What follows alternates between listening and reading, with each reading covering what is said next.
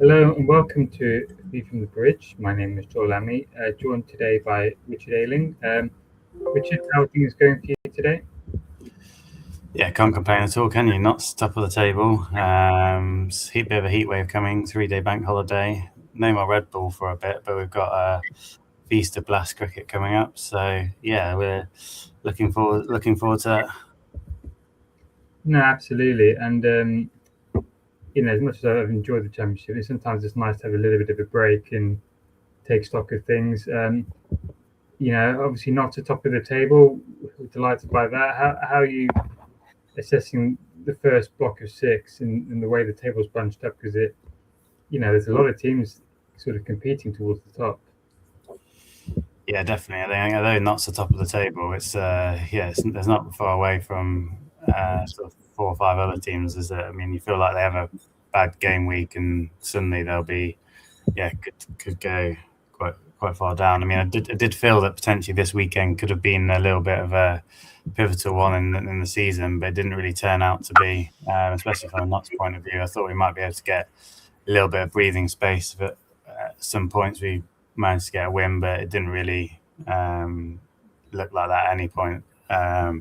Really, once Lehman started going, and so yeah, it could have been a pivotal game week, but in the end, it's just all pretty bunched up and lots of draws. So, but I think not top of the table. You can't be too disappointed with what they've done so far, can you?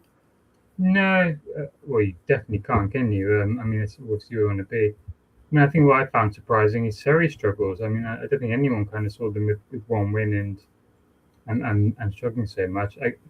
What's been sort of the biggest surprise was that, or would you say Glamorgan? I mean, what's really sort of caught your eye?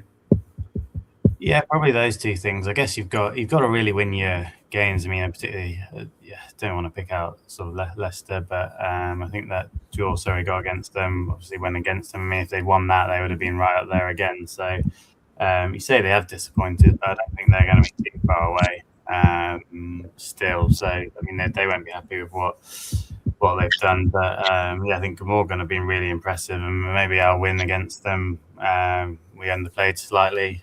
Possibly. I mean, yeah, I don't know. I think it'll be tight, and then we did think Hampshire would struggle, although they still looked a very decent side. So I think, yeah, those two would be the main surprises. But I mean, I guess how close is at the moment. I mean, you thought there might be a little bit of breathing space by now, but it's just so tight. I guess it's a symptomatic of how every team looks to have a couple of potential flaws or weaknesses. There's no standout team, and there's no terrible. I mean, even Leicester have looked decent at times. I mean, they made a bit of a mess against the game against Essex, didn't they? But they've looked decent in periods, so it's very tight.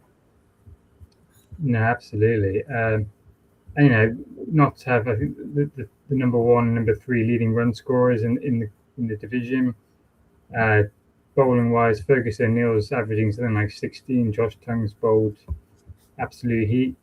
I mean, it's been an all round contribution as well. I think it's what's been quite nice to see. I think most players pretty much at some point have put their hand up, and then the top wicket taker among spinners in Patterson White as well. I mean, I guess from a Notts perspective, it's been enjoyable, for most of it, hasn't it? Not just been a grind. It's actually been quite fun to watch. Yeah, I mean, yeah, since we've been doing the podcast, it's been pretty successful, especially recently. I think everyone, it's sort of similar again to last season. Everyone seems to be stepping up. Key players are doing well. I mean, Ferguson O'Neill's been outstanding. Everyone's chips in with runs. I mean, maybe not so much in the Hampshire game last one, but even then, Paston White gets a few to nudge us ahead in the first innings. So you wouldn't have too many concerns about anyone's form particularly. I mean, you probably want a bit more maybe from Hamid and Pennington would be the ones that come to mind at the moment. But I mean, you're never going to have everyone on form for a season. You're always going to have a couple of people that dipped off slightly. Yeah, I guess would be nice to have a little bit more breathing space at the top. I think there's been a lot of jaws, as we say, and then I think points for draw is still fairly generous, so it does keep the table bunts. I mean, maybe I'm being a little bit biased, but you would feel that the way Notts have played, they deserve to be possibly a little bit further ahead of some other teams. But yeah, it makes it exciting, and there's a lot of good things coming there. You do worry potentially maybe a little bit about depth and batting. I'm not sure what the latest is on McCann, and I don't think Duckett's going to be available too much. And then Tongue, and then Ferguson O'Neill's going. Obviously, there'll be replacements coming in, but I think that'd be my only possible thing, is that this is probably the time of year we're our strongest, and we would have liked a little bit more breathing space. But ultimately, you have to be fairly positive as a Notts fan, Notts Red Bull fan.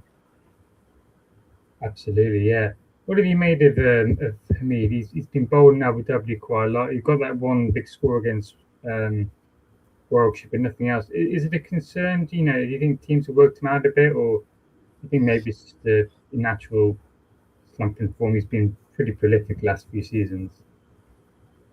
Yeah, I think it is starting to maybe become a little bit of a concern. I mean, there have been a few decent balls. They seem to be fairly similar, sort of full and straight and bowled, and LBW. I never liked particularly top quality batsmen getting bowled. I mean, it sounds silly, but it just feels like you've really broken through their defences.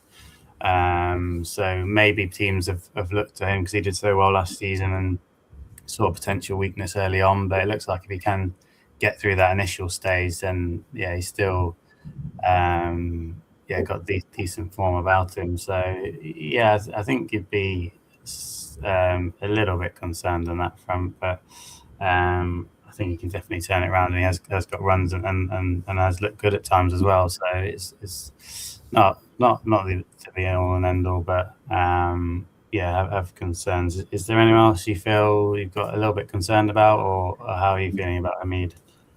I'd say I'm a bit concerned. I think he's good enough to score runs despite it. So I wouldn't say like I'm a long-term concern, but I think in terms of maybe reaching his output of last season in particular, I'm worried he might not quite get to that level again. But these things can be worked out. Against Warwickshire in the second innings, I feel like he was getting forward a bit more and batting pattern more together. So maybe it's something he can work out. Absolutely.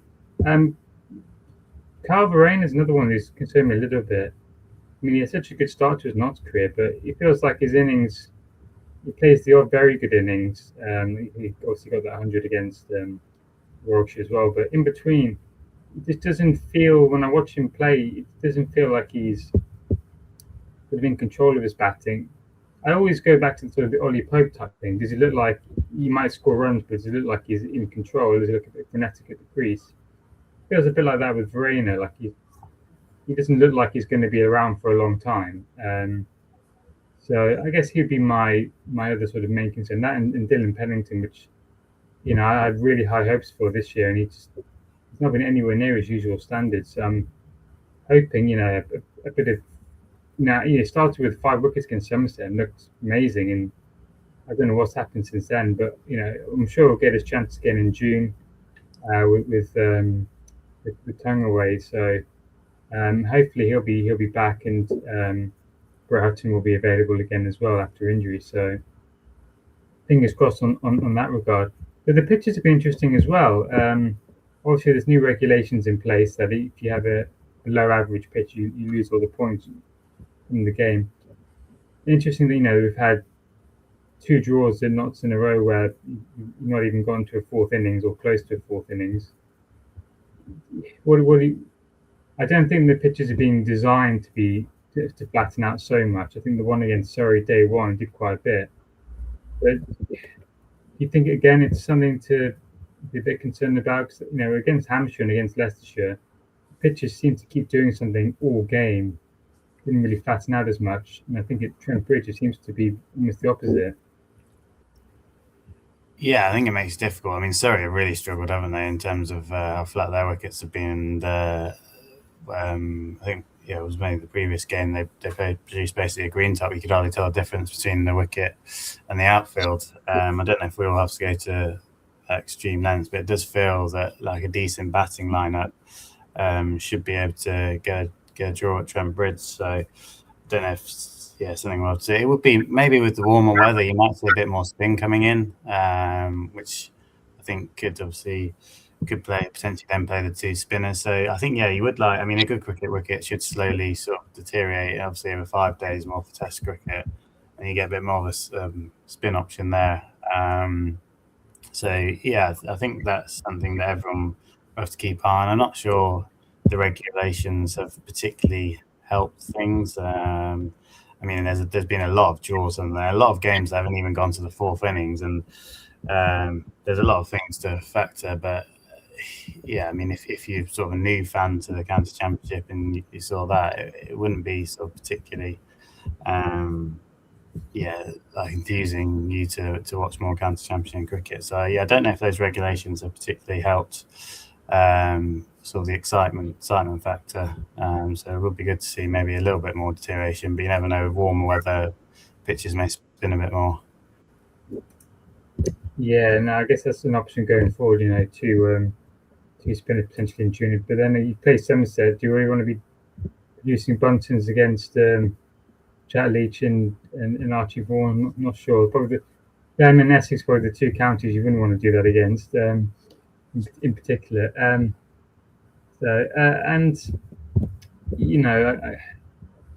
I guess, are you more optimistic, less optimistic now, sort of going, into the rest of the season?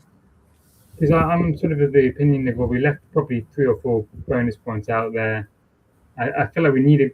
Whereas last year, I felt like we were just the best side in the country, and I said, going to the final block of fixtures after the Kookaburra, I said I think Notts will do it. I just think we're the best team.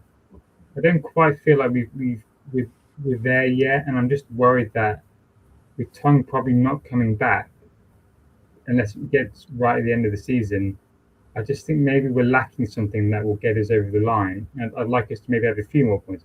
This is me being very greedy, by the way, but in terms of winning the championship, are you more or less optimistic now, would you say?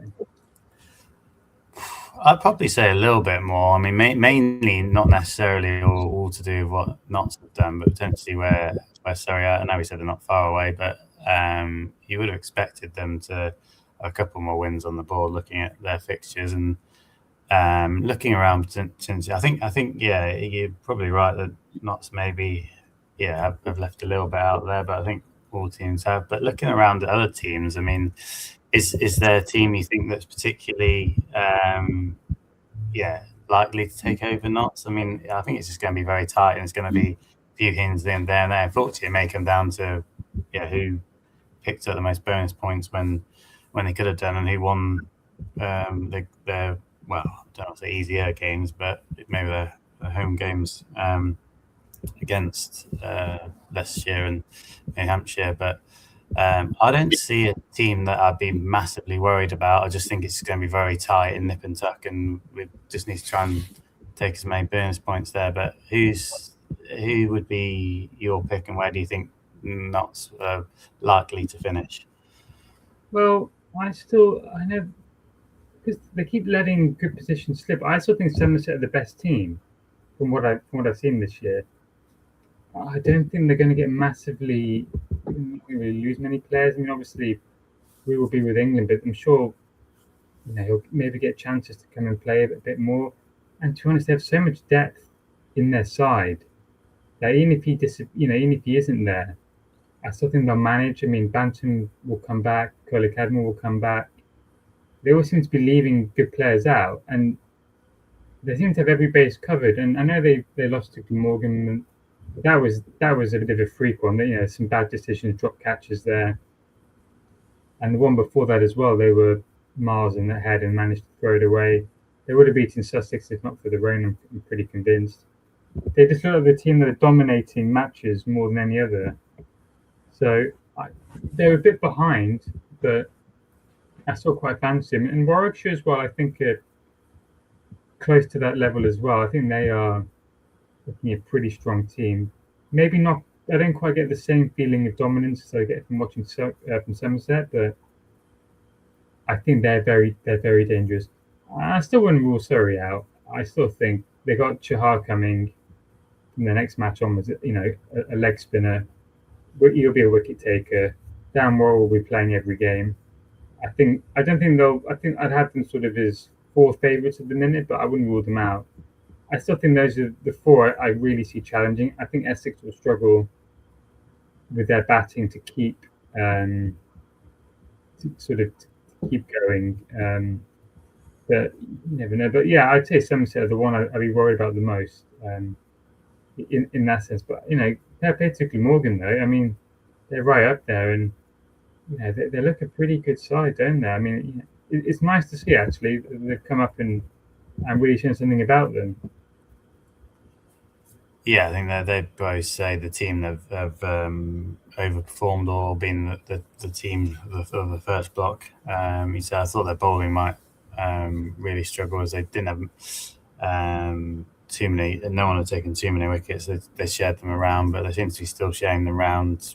Their batting looks decent, so they look like a difficult proposition, but then it just swings around. If they lost that Somerset one, they would have been a bit further behind. So I as I say, I sort of agree with what you said. I think no teams, looks like they're going to go ahead. I think Warwickshire look like they're lacking a bit. Probably Somerset do have the depth, and that is probably where you're going to keep. I mean, if Notts could get there first, or maybe only one or two players missing every game, then you'd fancy them. But there could be a couple of games when we're looking a bit weak and with injuries, then you wouldn't be surprised to see us getting turned over. So I think we'll be there or thereabouts. So it should be an exciting season ahead, and I can't see any team pulling away particularly. You just got to try and avoid those really bad game weeks, and if there's a bonus point on offer, you go try and get many of those. But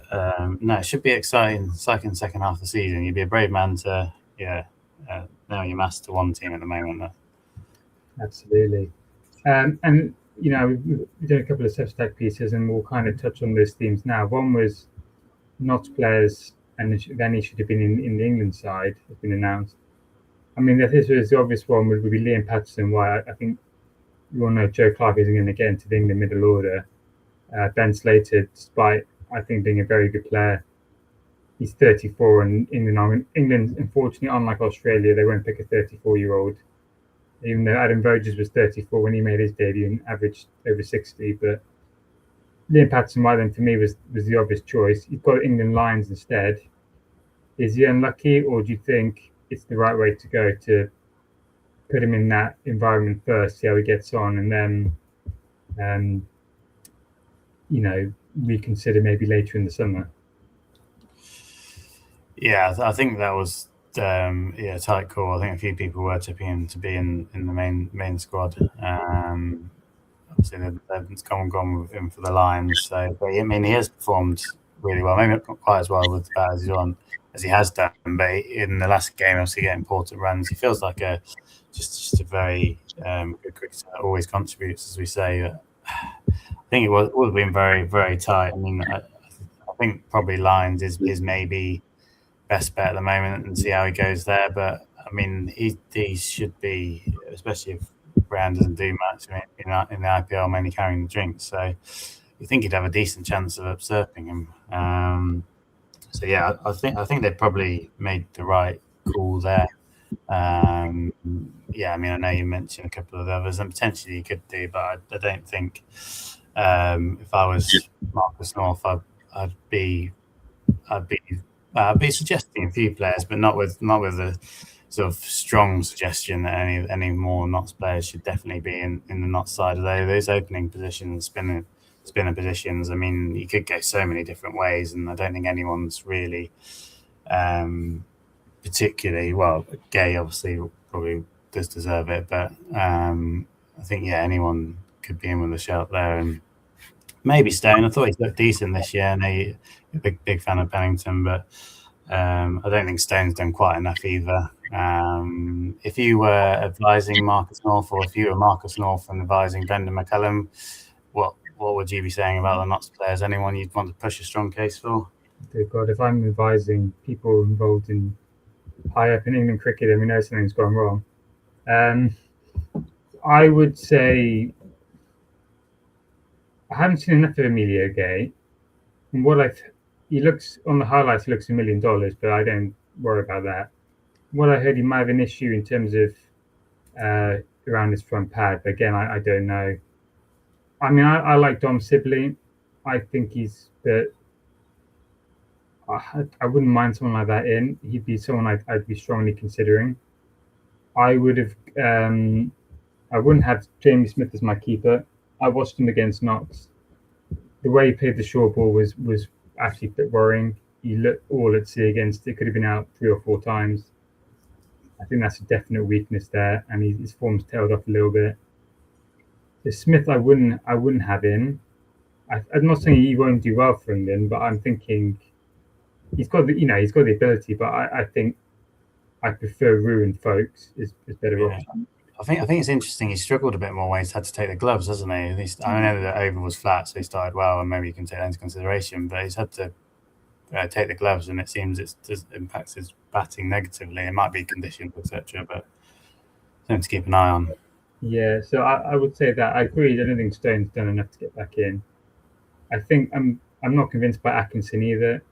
I think he had an amazing summer, amazing first year, but I don't see what he offers. I don't see what he does that makes him stand out as an international cricketer. I don't think he's very quick. I don't think he's very accurate. I don't think he does much with the ball.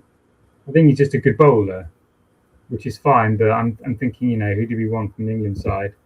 So for me, I think Robinson was a good call. Obviously, Tongue. But I'm not quite sure who comes in. I think England's bowling stocks were a bit thin. The whole Jofra Archer non-selection is a farce, where I see it. The fact that he's allowed to basically miss a test because he's playing the IPL, I think that's someone on a central contract. I think that's just wrong. With him unavailable, I think in English conditions, I don't mind the horse's selection. I don't think there's a problem with putting a little bit in the wicket and having someone like a Sam Cook in there with a Robinson, someone like that, and going with the 2 holding seamers with Tongue kind of as the X factor bowler. I think that works. I think England have done well with that in the past when you had Anderson, Broadworks, Robinson, and something like a Mark Wood in there who give you a bit more. I think that works well in home conditions. I prefer that kind of template going forward, in all honesty. So that'd be my advice. I don't know how good any of it is, but I think the England team to go forward need to be, I think, have a bit more flexibility around them. And I still think, looking at the selections, I still think it's very much who can score quickly, who can bowl fast. I think that's kind of what they're mainly looking at the minute. I just think it's a flawed approach. It might help us beat New Zealand, but if we want to be a side that wins in all conditions, I don't think it's going to bring long-term success. And in the spin side of things, I mean, I would be picking 2 spinners. You're picking an all-round and picking your best spinner. You have 2 options spinning on the pitch. Jack Leach for me is a better bowler than Shoaib Bashir. I think that's been proven. So I would have, I'd have Leach over Bashir. I would have had Rian Ahmed in, but the fact that he's not bowled and gone to the IPL would made me really reconsider that. I would have had him ahead of Patterson White, but the fact that Patterson White's actually bowling would make me think long and hard about whether he should be in there. But I think I'm happy for Rian to be in there as a potential option because I think he's proven himself on the international stage. So not too many qualms, but I still feel like I'm not convinced that England will be much changed in terms of how they go about things. So, no, we will see on that score. Let's move on quickly to the T20 Blast, which starts on Friday, beginning with a home match against Yorkshire. I picked my side for the first match. Do you have any thoughts, Richard, on who you might like to see in, and how you think Knox might get on? Yeah, I did have a quick look. I might. I think, it does look a little bit thin on late order batting, whatever side I picked. I don't know if you managed to find one with a bit better balance, but I wasn't particularly happy with my side. I think I had James coming in at 6, which feels too high. I mean, I think Patterson White is going to be actually a big miss. He would have been ideal at sort of 6 and then could push everyone down a bit, and that makes it look a bit better. I think the top looks quite good with Clark and Lindsay, but then if they don't get off to a good start again, it feels like it could be a bit of deja vu with the batting, and then the bowling has a bit more experience. We'll probably have to go spin heavy, really. So we'll probably have to play 2 spinners, I think, on that front. I thought Haynes did pretty well last year, so we'll give him a go. So yeah, I'd be tempted to have Lord in as well. I think I put down that I had Lord in as well, and I didn't have Pennington in, just because I thought he looked a bit wayward when I saw him in the T20s. So yeah, my thoughts were 2 spinners. James is a bit too high on my list. I've got him at 6. Hopefully Moores has another good season, but just looked a bit thin, whatever team I picked. Did you manage to find a bit better balance than me? I mean, I do the same thing I say every year. Just stack the batting. Basically have a team of 11 players who can whack it, and then just keep going and play a load of spinners. I mean, if we had Shine Freely back at his best, then obviously players like him. Do we honestly have a seamer you'd bank on for 4 overs? My rogue idea, and I haven't put him in my 11, was if he's fit, was Brett Hutton, because we noticed the sort of the new ball type bowler, Robinson and Anderson, actually, and Hazelwood sort of looking abroad, actually had a lot of success in a good line and length. I wondered whether he might be a bit of a rogue option. But no, I mean, I'll give you my team, and this will be out on the Substack, and there's reasoning behind it. Clark and Munsey opening. I mean, I guess you probably agree with that. It seems a bit of a no-brainer. Yeah, that's what I've got down here. Number 3, Freddie McCann, if fit. Obviously, we don't know how he's holding up after a blow against Hampshire, understand. If not, Sam Seattram. Both are young, both have scored runs in the seconds in the T20, both offer another bowling option. Followed by Jack Haynes at 4. Again, he's shown glimpses of it. I think there's talent there, and he can hit a big ball.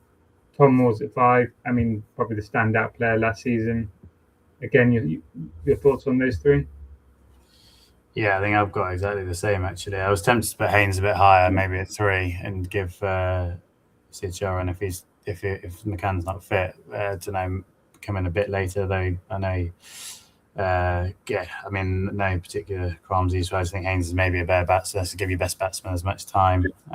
So yeah, that's what I completely agree with that. And then I don't like my team as much after that, really. Fair enough.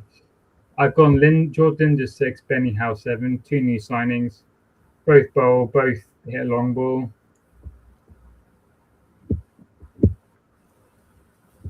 Yeah, no, I think that in terms of Linder, so what would he be batting 6?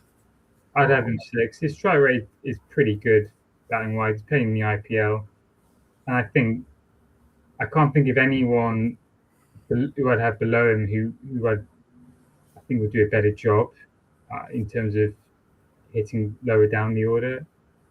Yeah, I think you're probably right. I don't know where he usually bats in the IPL, but yeah, it seems a bit high. But yeah, I think that's where we're struggling a little bit. You'd like maybe someone who's a bit more of a batsman, but yeah, that seems fair to me. And then I've gone 8, Joe Pocklington until Liam Patterson-White returns, although Patterson-White might go up to 7 ahead of Benny Howe. So he'd be my 8, another spinner. Rob Lord 9, on the basis of, out of all the seamers, none of them really had a good year last year.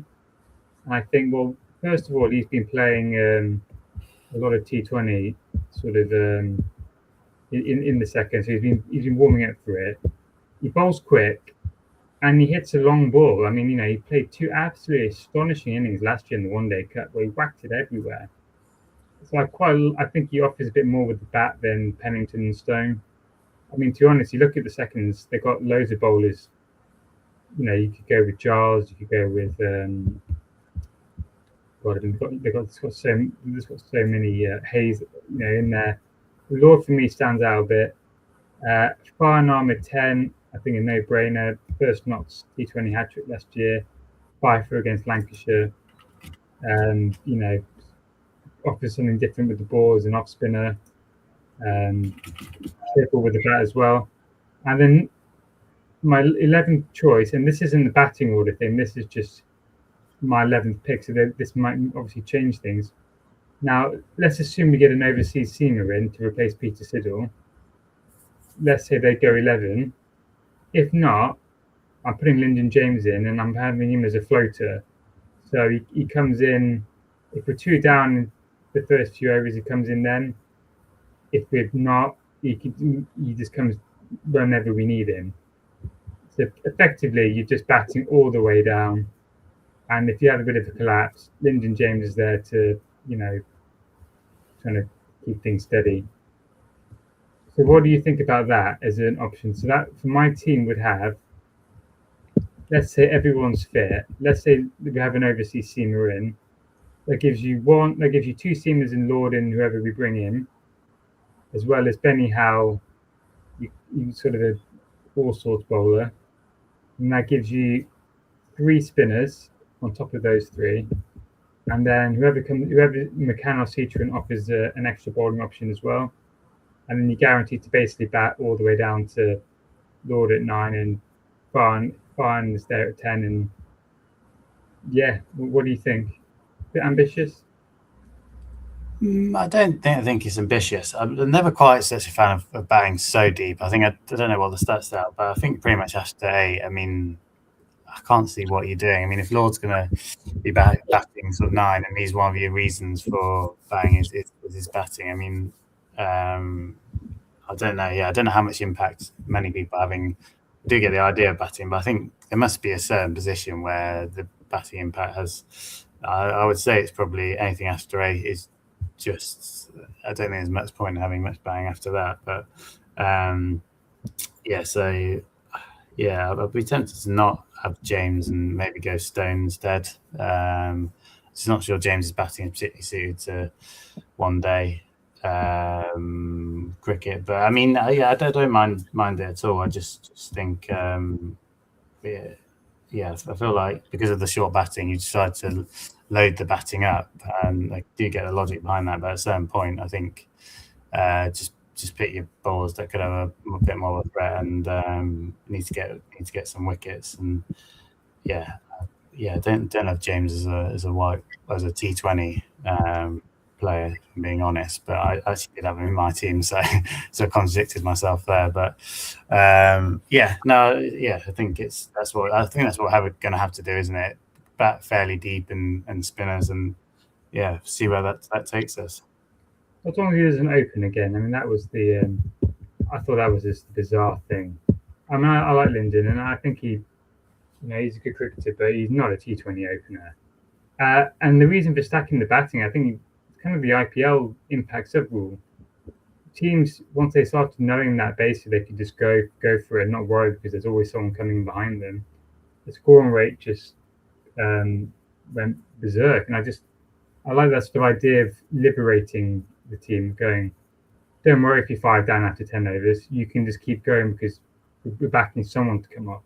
That's kind of my thinking behind it, I suppose. But I think, if I was convinced Ollie Stone would do a much better job than Rob Lord, I'd agree with you. But I think last year both got whacked a bit. I mean, all the teams got whacked, and from my perspective, I want a second seamer in there as an option, but if I don't see much between their bowling, then I'm kind of going on, well, who offers a bit more with the bat. So I guess that's my thinking. Or you don't play either Lord or Stone, and you have James coming, as your second seamer, and whoever your overseas is.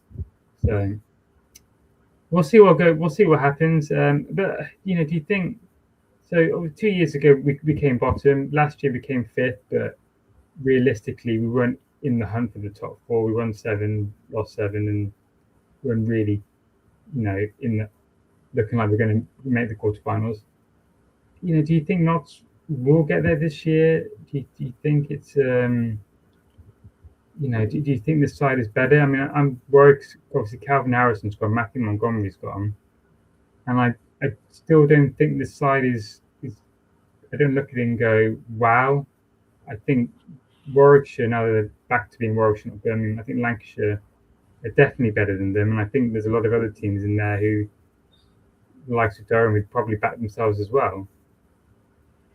Yeah, I think I'd agree. It may be slightly better, but I think even fifth may flattered not slightly last year. So I think they'll be similar to sort of last year, maybe potentially slightly bit closer, but they'll be scrapping for fourth. I would have thought. I mean, and you wouldn't be surprised to see them finish outside the top four places. Really, as I say, it's not a team that makes you go, "Wow." I think with T20, if someone like a Clark or Munzie has an unbelievable campaign, you could definitely see us getting top four. But if the two of the top probably don't fire, then I'm just can't see us getting top four. So yeah, don't want to. I think it's being realistic there. I mean, it's so hard to compete on two fronts, and yeah, I'm just not convinced that that team will. As I say, may bring an overseas, and that might lead to us scraping over the line, and then good availability for knockout stages, and you never know. But to me, that sort of says similar to last year, maybe a bit closer to qualifying, but I think it'll be very tight. Is that What would your prediction be for that team, and assuming no overseas, and anyone you fancy to lift the trophy again? Well, first of all, if we do bring in another overseas player, I would like to see someone who maybe offers a bit more with the bat. Pete Siddle, I still think we're a bit light in death hitting. I think we'll be fighting for fourth. I think we'll be somewhere between fourth and how many teams in the what is it? It's nine. Is it 9 teams? Isn't it in the group? So somewhere between like fourth and seventh, I think, depending on how we get on.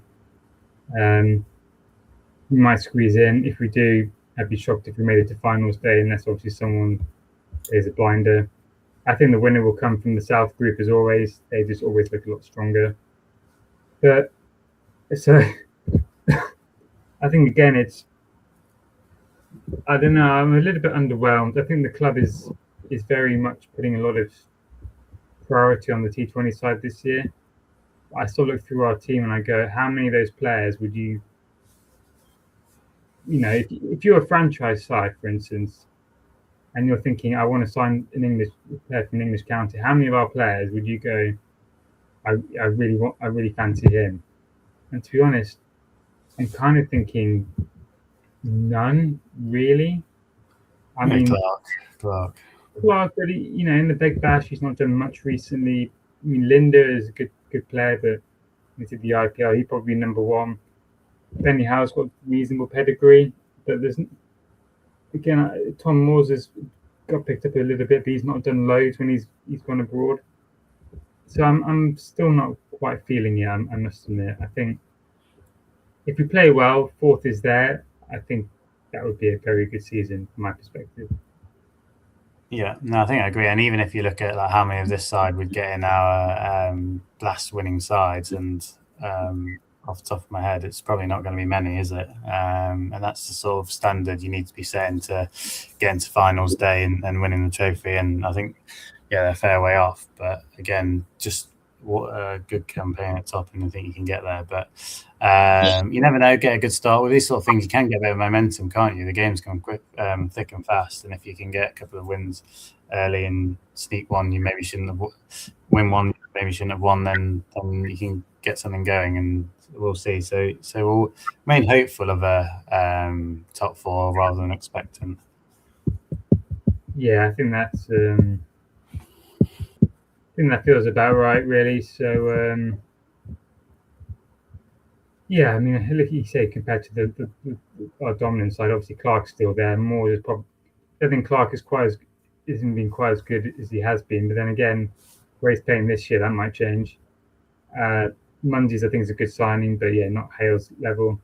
Tom Moores is probably a better version of the earlier Tom Moores than we had. But yeah, other than that, I wouldn't have George Linder ahead of Sam Patel. I wouldn't have Benny Howell ahead of Stephen Mullaney.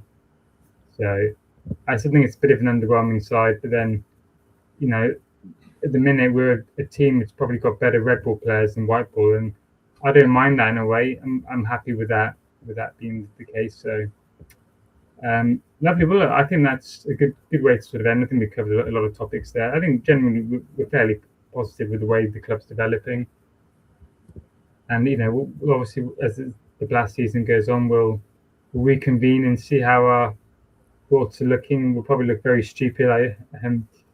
What we said, and I imagine the team which comes out on Friday will be probably vastly different to the one we picked. So this probably won't age very well. But thank you, Richard, very much for your time as always, and thank you to everyone who's listened. Please do check out the Substack. There's plenty of articles on there, and we'll be back again very soon.